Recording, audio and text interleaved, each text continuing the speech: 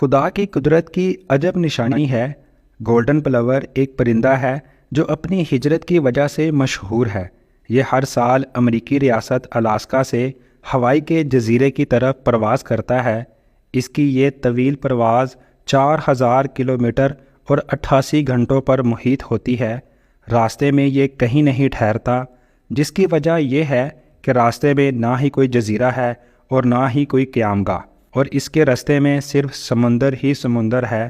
اور اچنبے کی یہ بات کہ اس پرندے کو تیراکی تک نہیں آتی۔ سائنسدانوں نے جب اس پرندے پر تحقیق کی تو انہیں پتہ چلا کہ اس پرندے کو یہ سفر مکمل کرنے کے لیے 88 گرام چکنائی یعنی کہ فیٹ کی ضرورت ہوتی ہے، جبکہ حقیقت میں اس پرندے کے پاس پرواز کے ایندھن کے طور پر تقریباً 70 گرام چکنائی دستیاب ہوتی ہے۔ اب ہونا تو یہ چاہیے تھا کہ یہ پرندہ